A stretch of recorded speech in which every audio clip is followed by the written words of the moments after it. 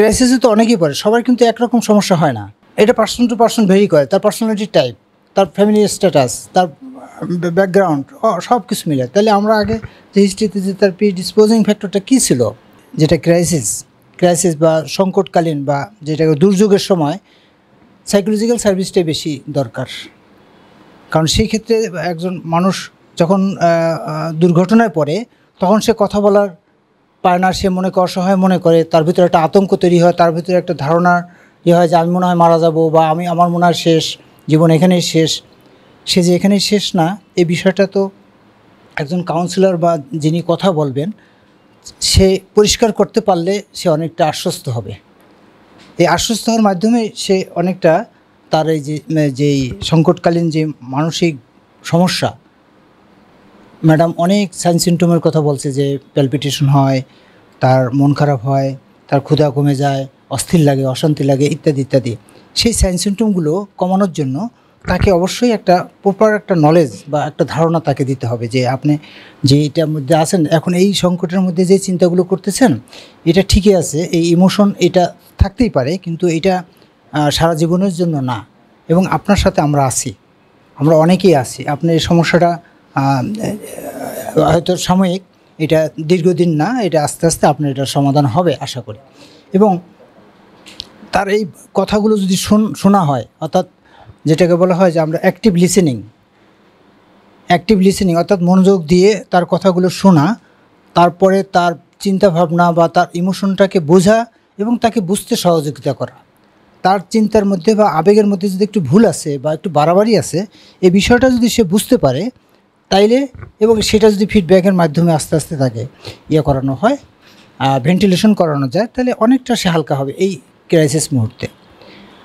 এরপরে ম্যাডাম যেটা বললো যে যেমন আরও কিছু সিমটম হতে পারে, যেমন একটা হলো অ্যাকিউট স্ট্রেস ডিসঅর্ডার, এটা তাৎক্ষণিক।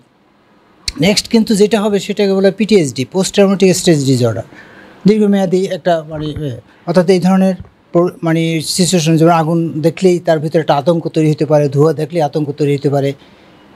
এই আতঙ্কগুলো যে ওই ঘটনাকে ব্যাখ্যা করা, তার কাছ থেকে শোনা, বারবার বিষয়গুলো তার মুখেই বলানো, এবং এই বিষয়টা যে তার এই যে প্যালপিটেশন হচ্ছে বা সোয়েটিং হচ্ছে বা ফিজিক্যাল যে সাইন সিমটমগুলো হচ্ছে, এটা যে ওই চিন্তার সাথে রিলেটেড, এটা তাকে একটা ফিডব্যাক দিয়ে তার বিষয়টাকে পরিষ্কার করা। আমরা যেটা সাইকোথেরাপি সেশনে যেটা করি থাকি, যে একজন পেশেন্ট আসলে যেটা আমরা করি ফর্মুলেশন, আমাদের স্যাররা সবাই হয়তো বিষয়টা জানে, যে ফর্মুলেশনের ক্ষেত্রে তার এই প্রবলেমটা, কারণ ক্রাইসিসে তো অনেকেই পড়ে, সবার কিন্তু একরকম সমস্যা হয় না।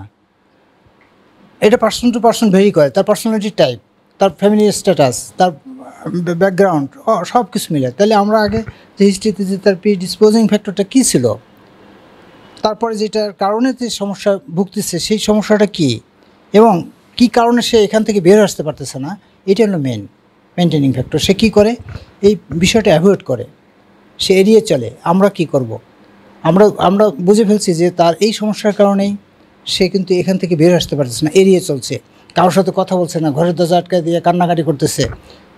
তাকে মোটিভেশন দিয়ে তাকে সামাজিক পরিবেশে মেশানো, কথা বলানো, কথা বলতে হেল্প করা, তার কষ্টের বিষয়গুলো বলতে উৎসাহিত করা, সে যেন প্রকাশ করতে পারে। অনেক সময় সে বলতে চাইবে না, তাকে মোটিভেশন দেওয়া, যে হ্যাঁ আপনি বলেন কি হয়েছে, বলেন। এই যে বলার মতো তার সাহস দেওয়া বা মোটিভেশন দেওয়া, উৎসাহিত করা, এটার মাধ্যমে তাকে বলাইতে পারলে সে 50% হালকা হয়ে যাবে। একজন ব্যক্তি যদি তার পাশে যে কথা বলে, তার কষ্টের কথাগুলো শুনে, এবং সে যদি সুন্দরভাবে বলে, এটা যেমন সাইকোলজিস্ট বা সাইকিয়াট্রিস্ট বা এর সাথে রিলেটেড যারা প্রফেশনাল, তারা একটু শুনতে পারলে ভালো হয়, কারণ তারা এই জিনিসটা বুঝবে এবং সেটা প্রপারলি একটা ফিডব্যাকও দিতে পারবে। আর নন পেশাদার তারা কী করে শুনতে পারবে, এখানে আবার কিছু আবার উল্টোপাল্টা ইনফরমেশন দিলে আবার ভয়ভীতিগুলো, আতঙ্ক আরও বেড়েও যেতে পারে। তো সেজন্য একজন পেশাদার হইলে সবচেয়ে ভালো হয়। তো তার কথাগুলো শুনতে হবে, তাকে একটা প্রপার ব্যাখ্যা দিতে হবে, তার এই সমস্যাগুলো কতদিন থাকতে পারে, বা এই সিচুয়েশনে যে এরকম হয়, ওনার একা হয়েছে তা না, এরকম ঘটনা কিন্তু অনেকেরই হয়। তারপর এটা কিন্তু দীর্ঘস্থায়ী না, দীর্ঘমেয়াদী না। আজকে যেরকম আছেন কালকে ওইরকম থাকবেন না, হয়তো কি একটু কষ্ট হবে আজকে কালকে, হ্যাঁ, এইভাবে তাকে সময় দিতে হবে।